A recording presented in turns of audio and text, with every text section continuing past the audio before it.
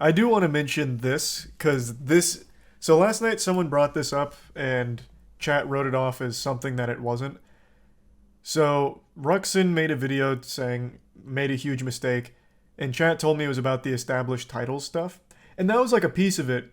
But the one that I thought was really interesting, and this neither one of these things is really Ruxin's fault, but the thing I found interesting is the actual big part was he made a whole video that was sponsored by Wizards of the Coast to open Magic the Gathering 30th anniversary packs. Now, for those that don't know, Magic the Gathering celebrated its 30th anniversary recently with these packs that are reprints of beta cards. So, like, you got your Power 9, you got Black Lotus, and they're not tournament legal. They're not real cards, they're proxies. They're meant to, like, celebrate the game. But they're priced at $1,000 for 4 packs. $1,000 for not even real cards.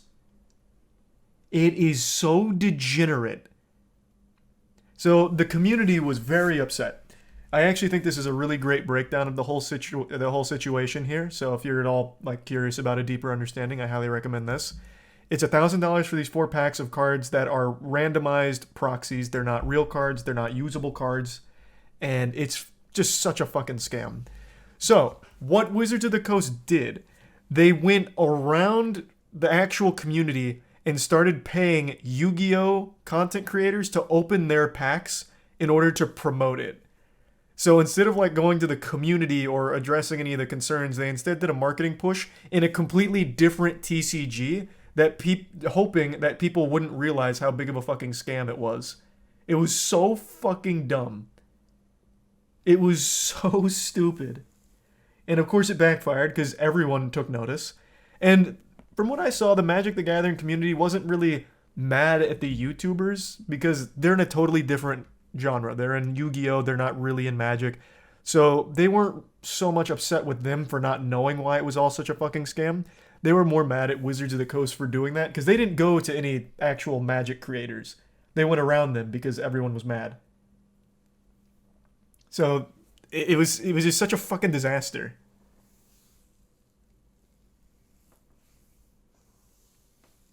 I just wanted to bring that up because I found that to be just so like goofy. $1,000 for 4 packs of cards that aren't even real.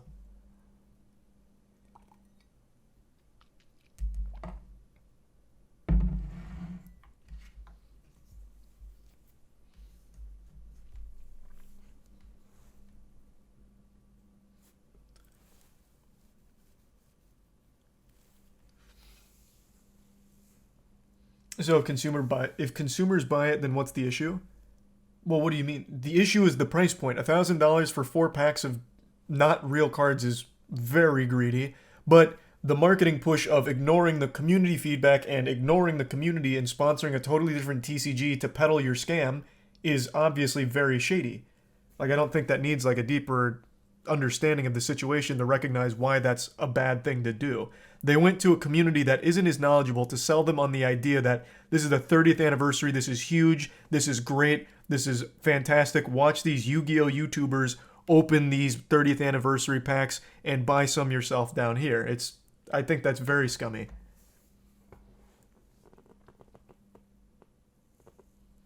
I think people are getting hung up on the actual idea. Reprinting the Power 9 and like beta cards, Black Lotus, that's cool. What's not cool is charging $1,000 for 4 packs. Like, it's not even $1,000 for a case or a box or anything. It's for 4 packs. There's no justification for that price point when they're not even real cards.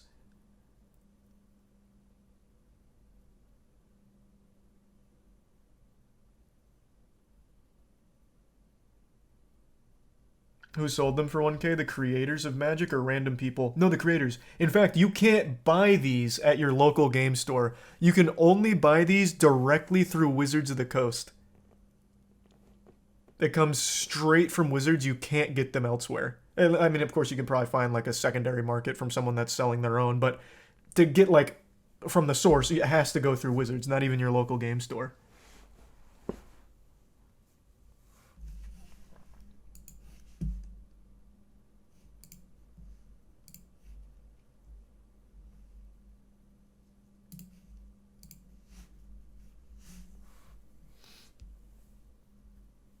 Thanks the resub, Callie. ADHD ass play a game. Yikes. Did you just learn that abbreviation? How does that even apply? This would be like the exact opposite of ADHD, focusing on a topic and talking about it. Why don't you just go watch like the Fortnite category? I see you just constantly whining. You clearly need a little more jingling keys. Just go to a different category, man.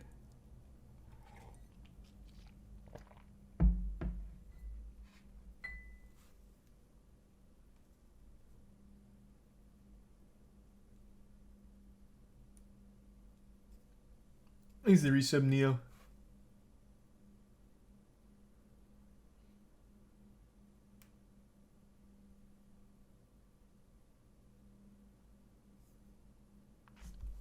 And the resub Ishmaniac. Oh yeah, I already talked about the established title stuff. I saw all of it. I kept up. We talked about it, what, 2 days ago? And yesterday a bit.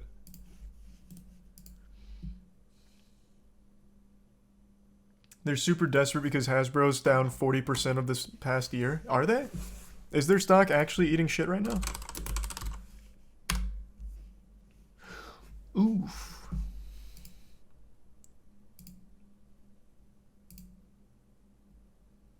Yucky. Transformers ain't popping like it used to.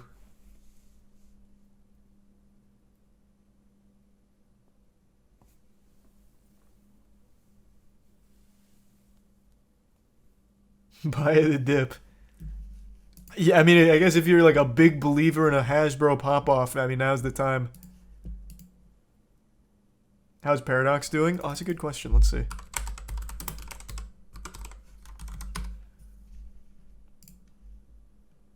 Oof. I can't believe it. How could this have happened?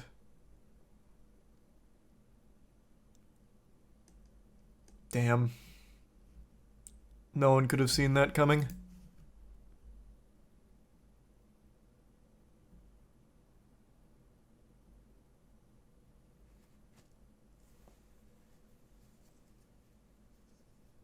It's supposed to go down.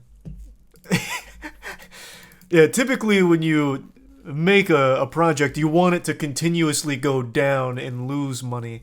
That's usually the goal.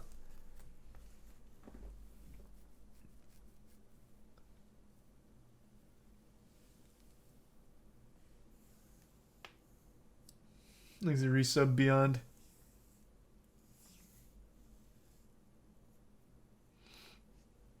If it's a pump they want it to. Nah, typical rug pulls in the crypto space in particular usually start high, dwindle off a bit, but then they have their huge run, so they pull at the top.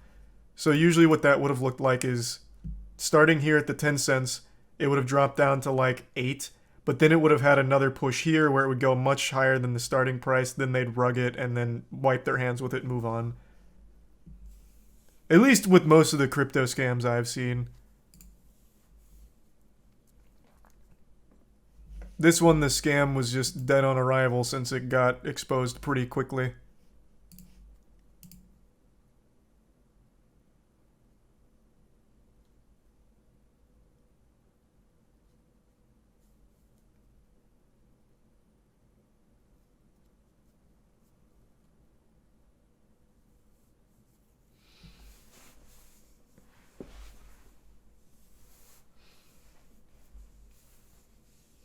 Yeah, but it's not a scam. I can't tell if you're just... I don't know if that's bait or if you're memeing. I highly recommend just going to their own website and then trying to find a way to say, yep, this sounds legit. If you somehow walk away from their website under any other impression that... anything that... If you walk away from that site with any other idea in your head that this could be legitimate, you immediately need to like make sure you don't have access to your money for a little while to sit on it. So that way you don't make a really bad decision.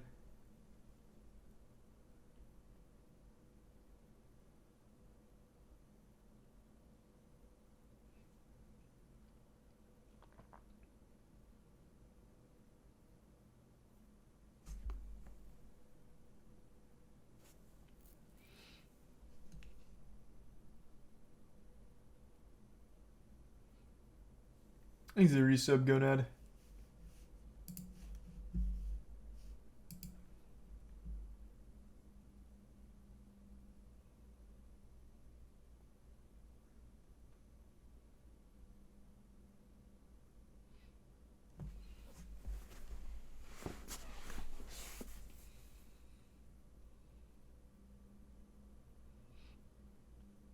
Is there really 635k worth of it circulating? Yeah, it sounds about right. Thanks to resub, Winnie.